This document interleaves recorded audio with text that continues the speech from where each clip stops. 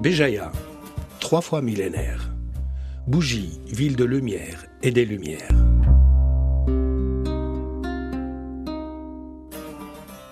Située sur la côte méditerranéenne, à 250 km à l'est d'Alger, sur le piémont du mont Gouraya, elle regarde le large, comme pour se souvenir de son passé, que les historiens relatent avec respect. Dès la fin du XIe siècle, la médecine savante a vu le jour à Béjaïa. C'est l'époque où la cité est devenue une grande capitale sur les rives de la Méditerranée. Ces initiateurs ne sont autres que les relais qui ont existé avec la prestigieuse école de médecine de Qayrawan, tels Ishaq ibn Imran, Ishaq ibn Suleyman, ibn al-Jazzar et ibn Boudoukh al-Qala'i. Ce dernier, originaire de la Qala'ad ibn Hamad, près de Msila, avait une grande connaissance des médicaments simples et composés, ainsi que des maladies et de leur traitement. Il a rédigé des commentaires explicatifs des livres du célèbre médecin grec Hippocrate. De son côté, le médecin Maïmonide décrit en détail les plantes utiles en médecine du mont Gouraya. En 1215, le célèbre botaniste andalou Ibn Rumiya, surnommé l'Ashab, cite dans sa pharmacopée les noms berbères de 2 plantes qui poussent dans la région de Bougie.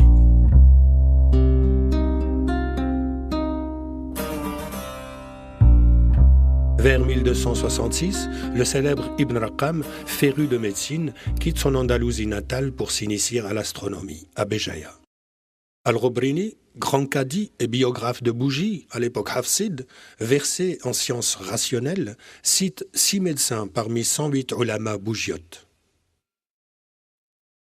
Al-Umawi, célèbre médecin des princes de Bougie, plus connu sous le nom d'Ibn Andras, s'installe à Béjaïa en 1260.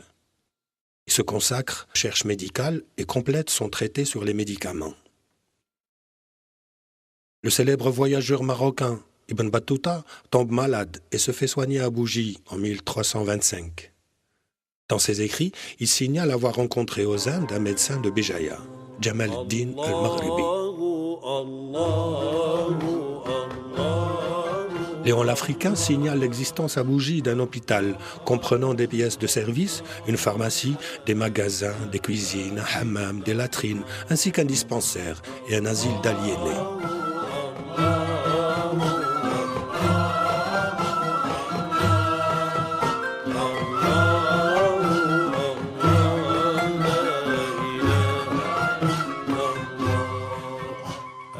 Ibn Khaldoun arrive à Bougie en 1365. Il est nommé Premier ministre et assure des cours de jurisprudence et de mathématiques. Un chapitre de sa Muqaddima est consacré à la médecine.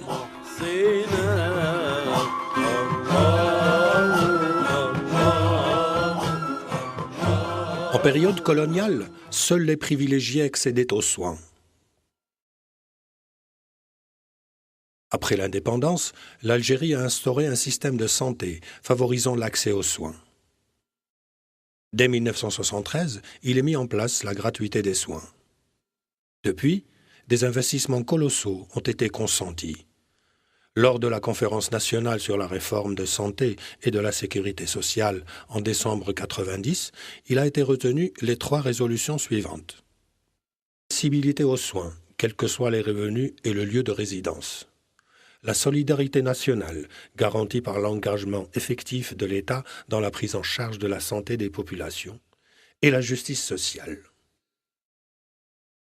Le citoyen doit prendre conscience de l'importance de ce système de santé qui a la lourde responsabilité de son bien-être physique et mental, de sa naissance jusqu'à sa mort.